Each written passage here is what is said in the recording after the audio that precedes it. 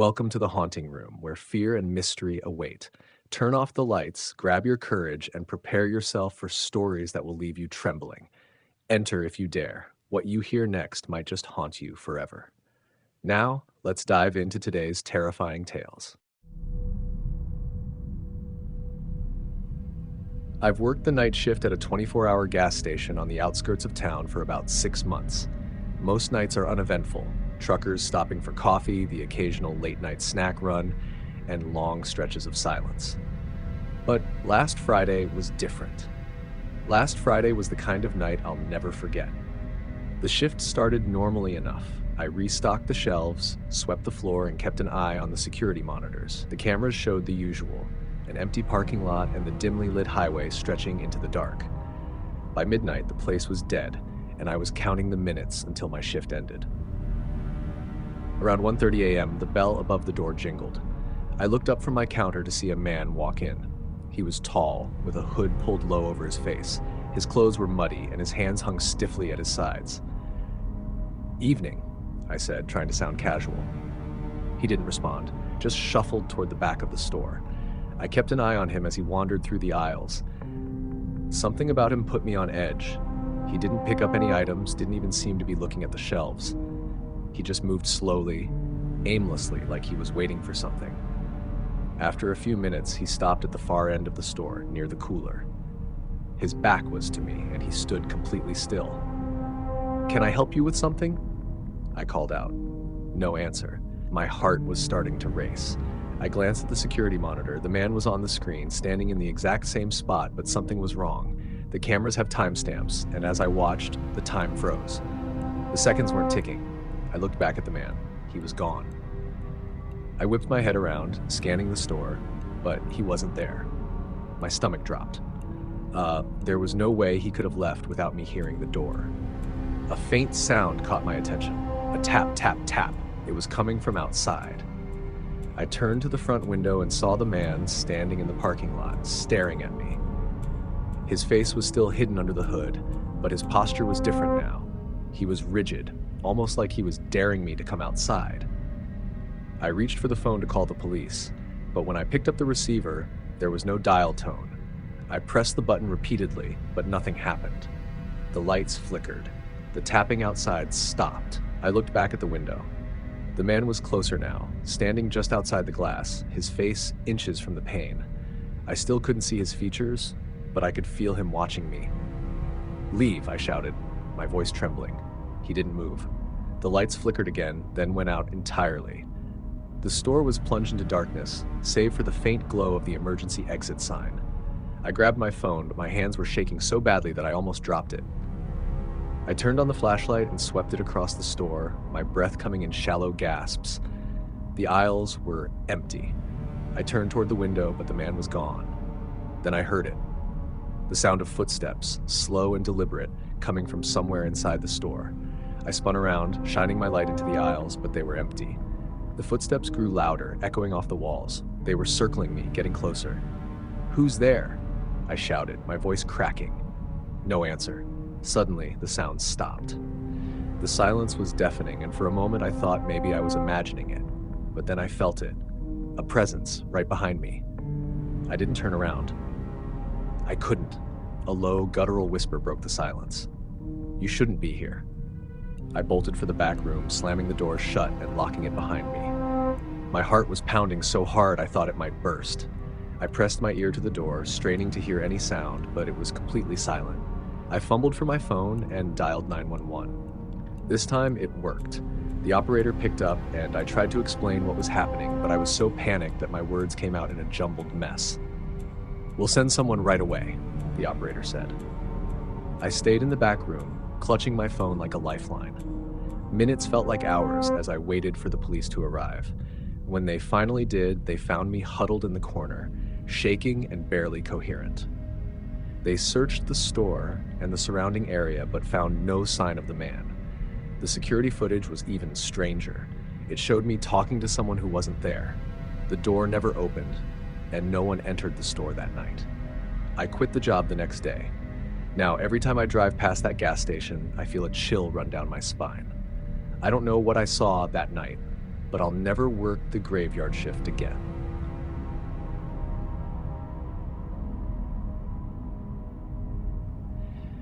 It was supposed to be an easy shift. I worked nights at a small-town motel off the highway, the kind of place where truckers and travelers stopped when they couldn't make it to the next city. Most nights, I'd have maybe 3 or 4 guests, tops. The lobby was quiet, the rooms were basic, and my main task was to stay awake.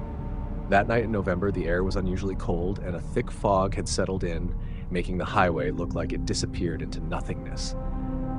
It was nearing midnight, and I was flipping through a magazine at the front desk when the bell over the door jingled. A man walked in. He was tall, maybe late 40s, and dressed in a wrinkled suit with no tie. His hair was slicked back, but it looked greasy, like he hadn't showered in a while. He carried a small leather duffel bag and wore a strained smile that didn't quite reach his eyes. "Good evening," he said, his voice smooth but unsettling.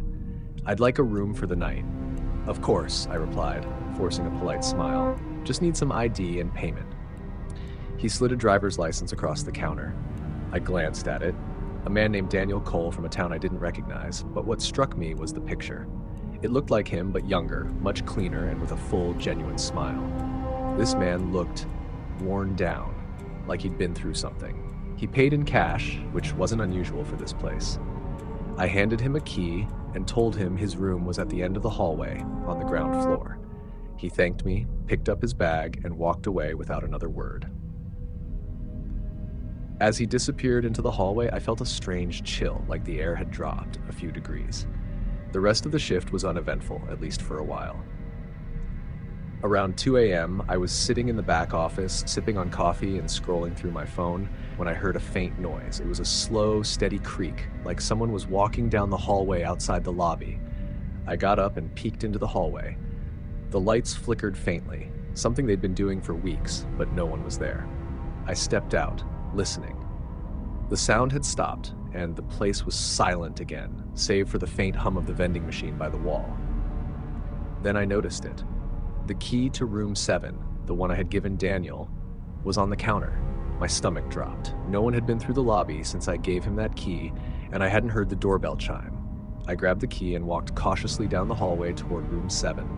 The fogged-over windows let in just enough light to cast strange shadows on the walls. When I reached his door, I hesitated. I knocked. "Mr. Cole? Everything all right?" No answer. I knocked again, louder this time. "Mr. Cole?" Nothing. I used the spare key to unlock the door and pushed it open. The room was empty.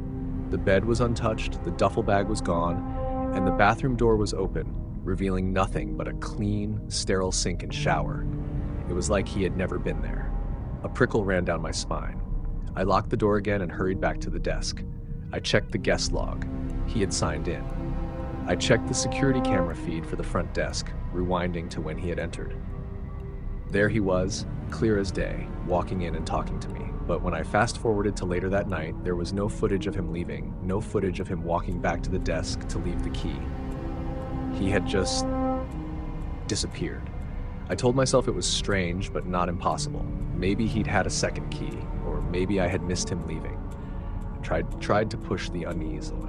But then, just as I sat back down, the lobby phone rang. It startled me so badly, I nearly knocked over my coffee. The motel rarely got calls that late. I answered cautiously. "Front desk, how can I help you?" A long pause, then a voice, low, soft, and familiar. "You shouldn't have opened the door." My heart stopped. Who is this? Click. The line went dead. I stared at the phone in disbelief, then rushed to check the security feeds again. As I scanned the lobby camera, my blood ran cold. Daniel was standing at the edge of the parking lot, just out of reach of the foggy streetlights. He was staring directly at the camera, that strained smile stretched wider than before. I scrambled for my phone to call the police, but before I could dial, the power flickered and the screens went dark. The hum of the vending machine died. The lights buzzed once, twice, then went out completely, plunging the motel into darkness. The silence was suffocating.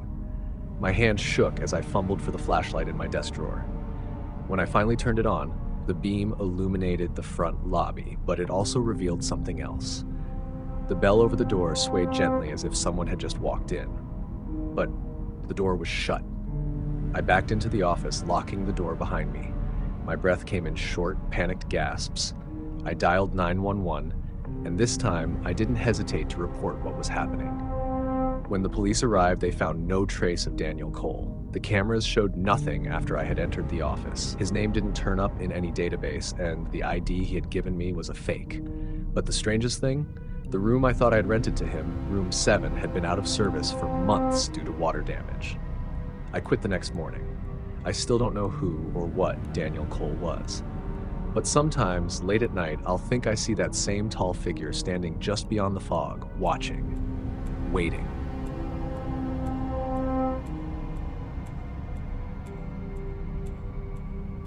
When I got the job as the night shift security guard at the old textile factory, I thought it would be easy money. The factory had been shut down for years, and my only responsibility was to keep an eye on the place from 11 p.m. to 7 a.m. The company was repurposing the building into office spaces, and until construction started, they wanted someone to make sure no one broke in. It was a cold November night when it happened. I arrived at the factory at 10:45, bundled up in my jacket and armed with a thermos of coffee. The building was enormous, its brick walls weathered and covered in creeping ivy. Inside, it was just as grim, hollowed-out machinery, long shadows cast by the dim emergency lights, and the eerie hum of the old ventilation system that never seemed to shut off. The first few hours of my shift were uneventful. I made my rounds through the main floor, checked the locked entrances, and occasionally glanced at the old security monitors in the office. The screens were grainy, showing various angles of the factory, but they were mostly static. At around 2 a.m., I was sitting at the desk, flipping through my phone, when something caught my eye on the monitor. One of the cameras in the far corner of the main floor flickered, showing what looked like a figure standing in the shadows. It was only there for a split second before the screen went back to static. I sat up, my heart beating a little faster. I rewound the footage, but there was nothing, just the empty factory floor. I told myself it was a glitch, but I couldn't shake the feeling that something wasn't right. To calm my nerves, I decided to do another round. The factory was deathly quiet as I walked through the aisles of rusted machinery and broken conveyor belts. My flashlight's beam cut through the darkness, but every shadow seemed to twitch at the edges of my vision. When I reached the far corner where the camera had flickered, I stopped. There was nothing there, just a pile of old crates and discarded tools. But then I noticed something strange. The floor was dusty, but there were fresh footprints leading away from the corner and disappearing into the shadows. My breath caught in my throat. I shined my flashlight in the direction of the footprints, but the beam only revealed more empty space. The factory seemed larger in the dark, its long corridors stretching endlessly into the black. "Hello?" I called out, my voice echoing off the high ceilings. "If someone's in here, you're trespassing! Show yourself!" Silence. I turned around to head back to the office, but that's when I heard it, a faint sound, like whispering, coming from somewhere deep in the factory. It was so soft I almost thought I imagined it, but then it came again, louder this time. I followed the sound, my flashlight shaking in my hand. It led me to a staircase that descended into the basement. I had been told the basement was off limits, but the whispers seemed to be coming from down there. Against my better judgment, I opened the door and started down the stairs. The air grew colder the deeper I went, and the smell of damp concrete filled my nose. The whispers grew louder, but I still couldn't make out what they were saying. The staircase ended in a long hallway lined with old storage rooms. Most of the doors were open, revealing nothing but empty shelves and debris. I walked slowly, my flashlight casting long shadows on the walls. The whispers were coming from the last room at the end of the hall. I felt a growing sense of dread with each step, but something compelled me to keep going. When I reached the door, I hesitated. The whispers had stopped. The only sound was my own breathing, ragged and uneven. I pushed the door open, the rusted hinges groaning loudly. The room was empty, or so I thought at first. As I shined my flashlight around, the beam landed on something in the far corner. A figure was crouched there, its back to me.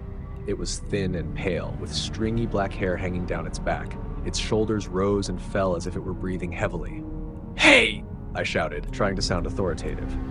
"You're not supposed to be here." The figure didn't move. I stepped closer, gripping my flashlight tightly. I said. Before I could finish, the figure turned its head toward me. My stomach dropped. Its face was impossibly stretched, with hollow eyes and a gaping mouth that seemed to grin unnaturally wide. It let out a low, guttural laugh that echoed through the room. I stumbled back, nearly dropping my flashlight. The figure rose to its feet in a jerky, unnatural motion, towering over me. Its limbs were too long, its movements too quick.